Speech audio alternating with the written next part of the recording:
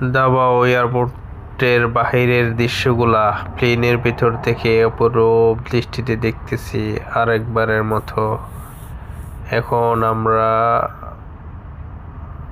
আমার গন্তব্য দাবাও থেকে দাবাও থেকে কুয়েতের উদ্দেশ্যে কর্মস্থলের জন্য আবার চলে যাচ্ছি। ছেলেকে ছেড়ে, সহধর্মিণীকে ছেড়ে খুবই কষ্ট লাগতেছে ছেড়ে যেতে। তারপর যেতে হচ্ছে পেটের তাগিদে, ছেলের সুখের কথা চিন্তা করে। এটার নামই প্রবাস।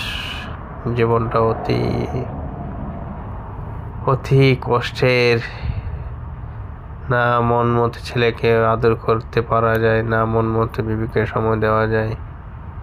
প্রবাস জীবনটা অনেক বড় কষ্টের।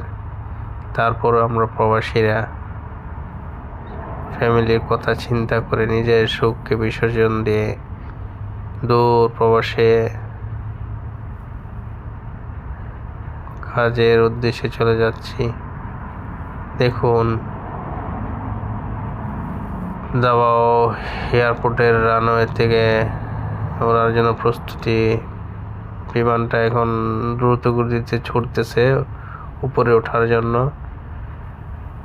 এখন আমরা উপরে উঠবো। দাবাও এয়ারপোর্ট থেকে উঠতেছি রানওয়েতে। এখন উপরে উঠতেছে বিমানটা, এখন উপরে উঠতেছে। হ্যাঁ, উঠে গেল। এখানে উঠবে বিমানটা। উঠে গেল। দাবাও দৃশ্যটা অপরূপ সৌন্দর্য ঘেরা। দাবাও ছোট ছোট ঘনবসতি বাড়িগুলা, চারিদিক পাহাড় আর পাহাড়ের সারির মধ্যে ঘন ঘন বাড়িগুলা, চতুর্দিকে পানি, সৌন্দর্য অপরূপ। ফিলিপাইনি সৌন্দর্য বলে শেষ করা যাবে না। ফিলিপাইন যারা ছুটিতে আসতে চান, আশা করি তারা অনেকই ভালোভাবে ছুটি উপভোগ করতে পারবেন। তো আল্লাহ হাফেজ, বাই বাই। কুয়েতের উদ্দেশ্যে রওনা দিলাম। সবাই দোয়া করবেন। আল্লাহ হাফেজ।